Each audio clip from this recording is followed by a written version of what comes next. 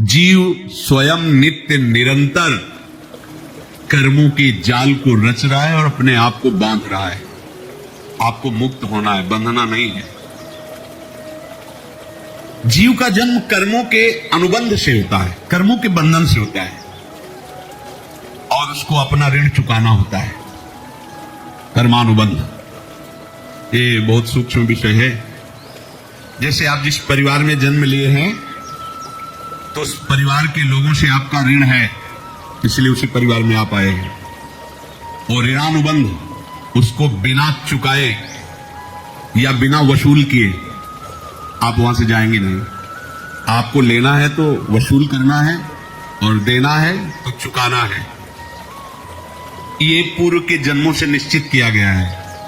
जैसे किसी के यहां पुत्र हुआ, जन्म से ही पैसा खर्चा शुरू हुआ, बड़ा हुआ तो उद्दंडता के द्वारा मार पूरे परिवार को क्लेश पर क्लेश देता चला जा रहा है। ये तुम्हारे कर्म का फल है। या ऐसे सतीन बुद्धिहीन ऐसे पागल है, तुझे जीवन सेवा करो, तुमसे अपना हिसाब चुकाने के लिए वो आया है। अब परिवार के जो सदस्य जुड़े आके, मतलब पत्नी आते ही पूरी हृदय में आनंद, परिवार में आनंद, और जीवन भर वो आनंद ही सुख देने के लिए उसका जन्म हुआ। वो अपना ऋणानुबंध मुक्त, और आते ही भयंकर क्लेश खड़ा कर दिया, बीच में दीवार और झगड़ा वैसा, फिर अतरे दिन मारपीट शुरू, कलह अशांति, पूरा जीवन नर्क हिसाब करने आए। यहां ऋण चुकाए बिना कोई जा नहीं सकता, ऋण चुकाना पड़ेगा। किसी का ऋण वसूल करना है तो किसी को ऋण चुकाना है, दोनों काम करने होते हैं। अनेक जन्मों में अनेक लोगों के साथ हमने जो बर्ताव किए हैं, अच्छे या बुरे, वो होंगे। तो किसी आदमी को हम जानते नहीं, अचानक मिला, अचानक टक्कर लगाओ, मार पीट गाली गुप्ता सब कर दिया, चुपचाप सह लो। क्यों? ये आपका हिसाब है, पूर्व का हिसाब। हमारा उससे कोई द्वेष नहीं, कोई संकल्प नहीं। अचानक घटना घटी और हमसे द्वेष करने लगा, हमें पीटने लगा, हमें गालियां दे, ये हिसाब है, चुपचाप सह जाओ। अपने घर का भाई ही भारी दुश्मन बन गया और क्लेश दे, हिसाब है। एक प्रभुदत्त ब्रह्मचारी जी की वाणी में पढ़ा था, एक महात्मा जी भ्रमण करते थे, तो उस समय असरफियां चलती थी, मोहरे असरफियां, उनको भेंट में देते लोग। तो या तो ठाकुर सेवा में लगे तत्काल, या संत सेवा में तत्काल लगे, उसका संग्रह करके डोलना ये ठीक नहीं है बैरागी के लिए, सिद्धांत में ये ठीक नहीं है। तो जब 2, 4, 6, 8 ऐसे मोहरे हुई, तो उन्होंने विचार किया कि और भ्रमण करके जब काफी मोहरे हो जाएंगे तो प्रयागराज में जब कुंभ पड़ता है, एक बार पूरे सब अखाड़े के संतों को, अलग अलग संप्रदाय, सब संतों को बुलाएंगे और सबको खुआएंगे। साधु है तो यही विचार करेगा, और क्या विचार करेगा। तो उन्होंने ऐसे डंडा बनवाया, बेंत, जो ऊपर से चूड़ीदार और भीतर पोला, और मोहरे उसमें डालते, और भ्रमण, जहां जहां श्रद्धालु भगत के सबके यहां जाना और इच्छा रखना कि एक मोहर तो दे दे दक्षिणा में। कामना कोई भी हो वो बांधती ही है, ध्यान रखना। इसीलिए प्रभु जो चाहे वो करे, अपनी चाह नहीं रखनी चाहिए, अपनी चाह प्रभु की चाह में मिला देनी चाहिए। धीरे धीरे वो छड़ी भर गई, भ्रमण करने वाले महात्मा चूड़ी लगाई, इंतजार करते रहे। जब प्रयाग का कुंभ पड़ा तो चले। तो रास्ते में एक गांव में पूछा जाता, जैसे कहीं रुको कि कोई श्रद्धालु ऐसा है जो संत सेवी है। तो कुछ लोगों ने बताया, हाँ एक परिवार है, बहुत संत सेवी है, और आप मिलाते हैं उनसे। हाँ ये महाराज घर में रुका, खूब अच्छा हलवा पूड़ी पवाया, और जो घर के मालिक थे चरण दबाए। चरण दबाते दबाते उनकी दृष्टि पड़ी उस डंडे पे, इतना मोटा और ऊपर से कुछ चूड़ी सी भी नजर आ रही। इस डंडे में तो कोई रहस्य है ही है। अब महात्मा जी को खवा पिला के सुला दिया। महात्मा जी जब सो गए तो पत्नी से धीरे से कहा, वो डंडा लाओ बाबा जी का। डंडा, वो चूड़ीदार जो ही खोला पलटाया तो सैकड़ों मोहरे जो ऐसे संत रोज पधारे भगवान, तुम आनंद हो जाए। फिर क्या, पत्नी से कहा नाप के कंकड़ लाओ। वो तो महात्मा जी तो खाए खीर पूड़ी, आराम से सो रहे। रात में पूरी प्लानिंग करके उसमें कंकड़ भर के चूड़ी लगाकर सिराने रख दिया, सारी मोहरें हटा ली। महात्मा जी आराम से छड़ी उठाए तो वजन पक्का। वैसे बड़े लोग चतुर होते हैं, पर ये नहीं जानते कि कर्म कितना भयानक होता है। और उनके कोई संतान नहीं थी, पर धन में इतना प्रेम उनको था। बहुत सावधान रहे। साधु महात्माओं के पास जो अर्थ है, गृहस्थी अगर आता वहीं से है, पर अगर उसको जोर जबरदस्ती या किसी छल कपट से, तो वो उसका विनाश ही करता है। आज तक का प्रमाण है। अब उनको ये भाव पता नहीं होगा, या पता होगा तो लोग के कारण वो उसको मान नहीं पाए होंगे। महात्मा जी गए प्रयाग में, किसी अखाड़े पर रुके और वहां प्रार्थना की कि कल जो है संपूर्ण अखाड़ों का निमंत्रण किया जाए और सब संतों को भोग पवाया जाए, उनको दक्षिणा भी दी जाए। महंत ने सोचा कि बहुत बड़ा है तो उत्सव है, क्योंकि प्रयाग में कितने हजारों संत महात्मा सब। उनका महाराज बोरो इसमें चीनी और तीनों घी लगेगा, सब व्यवस्था। बोले आप एक एक हिसाब हम करेंगे, हमारे पास सब व्यवस्था है। बोले कुछ तो पहले दे दो, वो इकट्ठे देंगे हम। उनको था कि अगर हम छड़ी खोला और 2-4 मोहरे दी, किसी को पता लग गया तो गड़बड़ हो सकती। बोले हम भंडारे के समय आखिरी में सब कुछ आपको दे देंगे। ठीक। वो अपने पास से पैसे लगाकर खूब जितना सामग्री सब लाए, लाखों की, और सब संतों को निमंत्रण कर दिया। संत जन निमंत्रित हो गए, भंडारा बन रहा है। तब वहां के महंत है, उनका देखो भंडारा भी बन रहा है, संतों को निमंत्रण। अब आप अर्थ की व्यवस्था कीजिए, क्योंकि इतनी बड़ी हमारी सामर्थ्य नहीं थी जितना हमने किसी तरह हमने व्यवस्था की। अब मुझे अर्थ चाहिए, तभी आगे की व्यवस्था बढ़ेगी। संतों को दक्षिणा देंगे और जिनसे अर्थ लिया उनको दे। देखो रसोई बन गई है सब। उनका छत में विश्वास नहीं तो यार चोरी खोले। उनको तो था ना कि मोहरे हैं कंकड़, तो जैसे कितना उनको सदमा लगा होगा। हजारों संतों का निमंत्रण, रसोई बन, तो संत हो के छल कपट। तो उनका महाराज आपने तो हमारा नाश कर दिया, जो महंत थे। अब बताओ रसोई बन गई, संत निमंत्रित हो गए, आप ये कंकड़ दिखा रहे हैं हमको। आपने तुम्हें बर्बाद कर दिया। हमारी इतनी सामर्थ्य नहीं थी, आप पहले बता देते। संत होकर ऐसा छल कपट। अब वो बोले तो क्या बोले, क्योंकि उनको पता था कि मोहरे हैं इसमें। अंदर से उनका चिंतन गया उसी से, अच्छा ऐसा धोखा हमारे साथ किया, भोगोगे। तो ये जो निकलता है ना, भोगोगे, ये अकाट्य होता है।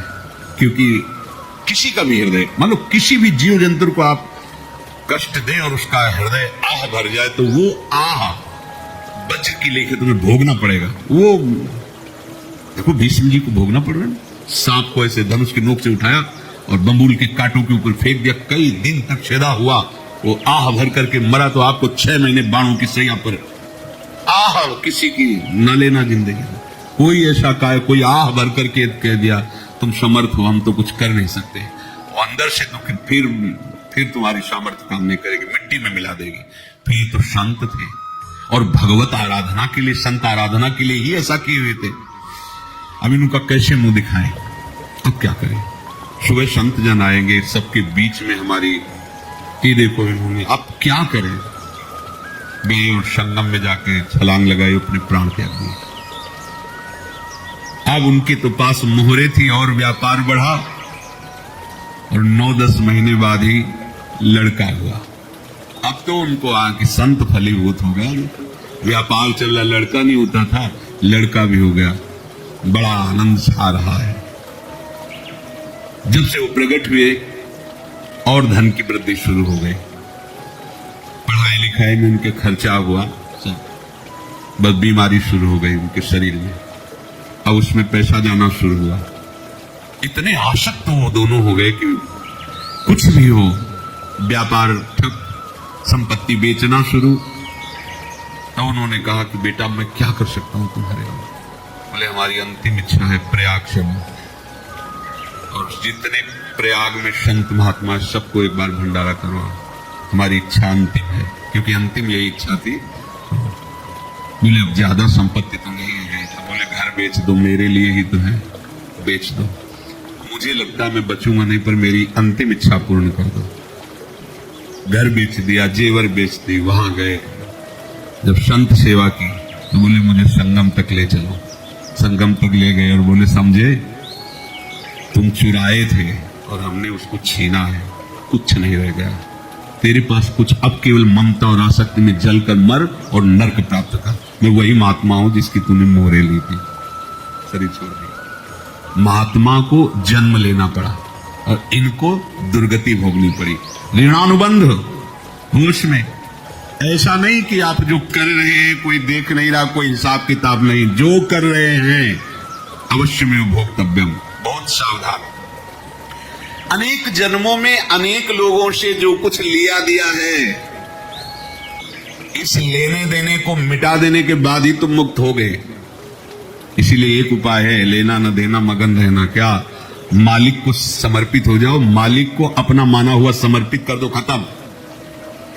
अहम त्वाम स्वरूपादिभ्यो मोक्षयिष्यामि, सब खत्म, आगे पीछे लेना देना सब खत्म।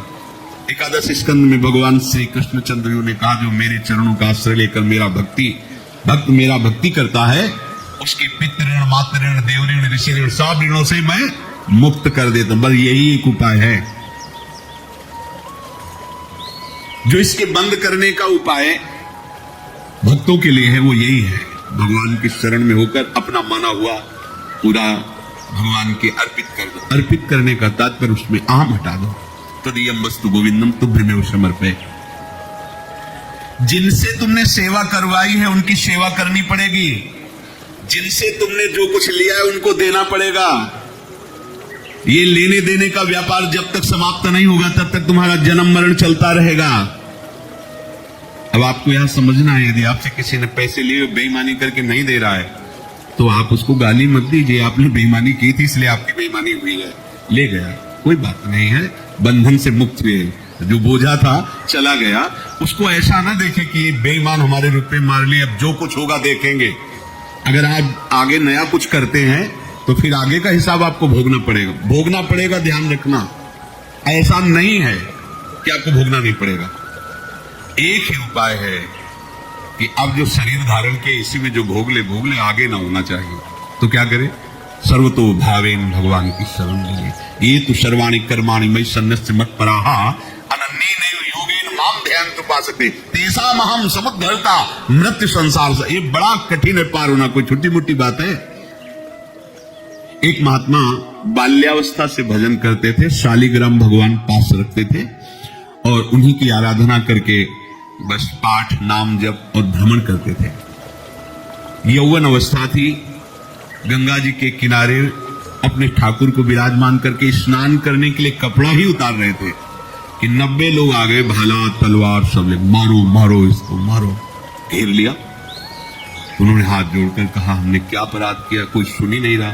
तो उन्होंने कहा मार तो डालोगे ही आप 90 लोग, हम कोई अस्त्र शस्त्र तो लिए नहीं, एक बार हमें गंगा में डुबकी लगा देने दो और अपने ठाकुर को स्नान करा देने दो, इसके बाद आप मार दो। भगवत इच्छा से लोग रुक गए, स्नान किया और अंदर से प्रार्थना की, प्रभु ये क्या लीला है आपकी, आपके सिवा मेरा कोई है नहीं और ये मुझे मारना चाहते हैं। तो भगवान ने जानते हो क्या कहा उनके अंतर में, तुम मेरे में ध्यानस्थ हो करके शरीर को छोड़ो, ये लोग मारेंगे।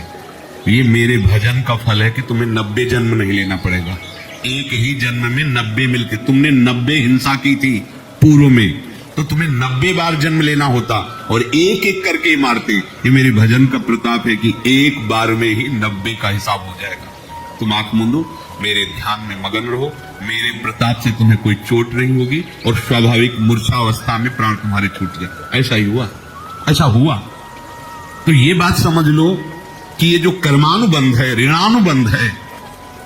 आप देखो, अगर शाप महात्माओं ने दिया कि तुम्हारे वंश का इससे विनाश होगा, तो भगवान भी परम धाम जा रहे हैं तो उसी कील से, बाण की नोक में जो मछली लील गई थी, छोटा कण, उसी से की नोक बनाई और उसी नोक को प्रहार किया, भगवान के श्री चरण में वही बाण की नोक लगी और भगवान ने स्वीकार किया ना। भगवान का बड़ा लीला विचित्र है। अगर छुप करके उधर रामावतार में बात, तो इधर स्वीकार किया है भगवान ने। ऐसा कहीं नहीं दिखा है कि मैं भगवान हूं तो मैं अपने लिए, ऐसा नहीं दिखा। नारद जी का हित किया पर नारद जी ने शाप दिया तो भगवान ने स्वीकार किया। बंदरों ने ही सहायता की, जैसा बोले थे वैसा। ये लीला इस शरीर में भोगनी पड़ेगी। हाँ, ज्यादा को कम में भुगता देगी, पर अब अगला शरीर ना मिले इसके लिए सर्वतोभावे भगवान के आश्रित हो जाए। जैसे आपने दुकान फैला रखी है, उसमें दो काम होते हैं, लेना और देना। किसी को उधार दिया है तो हमें उसे लेना है, और कोई नगद देकर सामान ले रहा है तो उसे सामान देना है, या उधार लिया है तो हमें उधार देना है। अब अगर दुकान बंद करनी है तो तुम्हें देने वालों पर जोर देना है, लेने वालों पर जोर देना। लेने वाला तो जवाब क्षमा किया, समर्पित किया, हमारा कोई संबंध नहीं, खत्म हो जाए, वो खुशी हो जाएगा। लेकिन देने वाला तुम अगर दुकान भी उठा दोगे तो जहां भी रहोगे तुम्हारे पास वो आएगा, लाइए हमारा। तो देने पर नजर रखिए, जिसका जिसका हिसाब है वो आपके सामने आता जाए, हटाते जाओ। लेने पर नजर मत रखिए और दुकान फौरन उठा दीजिए, नहीं अगर लेते देते रहे तो चलता रहेगा। आगे चलकर कुछ लेना न देना, मगन रहना बस अपने प्रभु के चिंतन में। अब हम कैसे जाने कि किसको क्या देना है, हमें क्या पता। हम पूरा हिसाब जिनको पता है उनको दे देते हैं, समझ रहे हो, उनको पता है क्या लेना है क्या देना है, इनके पास पहुंच गए, सरकारी हिसाब से सब बराबर कर देंगे। हमको अपनी जिम्मेवारी इनकी चरणों में समर्पित कर देना है, तभी हम जीवन मुक्त होंगे। ये राशि की बात है। प्रभु कह रहे हैं, यस्य सर्वे समारंभाः काम संकल्प वर्जिताः ज्ञानाग्निदग्ध कर्माणं तमाहु पंडितम बुधाः। जिसके संपूर्ण कर्मों के आरंभ संकल्प और कामना से रहित है, तथा जिसके संपूर्ण कर्म ज्ञान रूपी अग्नि से जल गए हैं, उसको ज्ञानी जन भी पंडित कहते हैं, बुद्धिमान कहते हैं। पूज्य श्री भाई जी महाराज कह रहे हैं, जैसे वहां ज्ञानाग्नि से दग्ध कह रहे हैं तो अपने वृंदावन वासियों का प्रेमाग्नि से सब कर्म संस्कार दग्ध होते हैं। जिस समय आपके हृदय में भगवत प्रेम का प्रादुर्भाव होगा तो लेश मात्र कभी तुम्हें दुख नहीं भोगना पड़ेगा। प्रेम का प्रादुर्भाव होते ही दुख का नाश हो जाता है, महासुख। जब प्रेम का प्रादुर्भाव होगा तो समस्त पाप भस्म हो जाती हैं, अशांति नष्ट हो जाती है, संसार ज्वाला स्पर्श भी नहीं कर सकती है। जब भगवत प्रेम का प्रादुर्भाव होता है तो हो सकता है उस उपासक के जीवन में दुखों का पहाड़ टूट पड़े, परिवार खिलाफ, शरीर रोगी, अव्यवस्था, बहुत बहुत कुछ सब कह रहे। इतना सब होने पर भी उसके हृदय में कोई भी दुख नहीं होता। ऐसा सामर्थ्यशाली भगवत प्रेम है। भगवान के चरणारविंद का जिसके हृदय में प्रेम है, भारी से भारी दुख भी उनको विचलित नहीं कर सकता।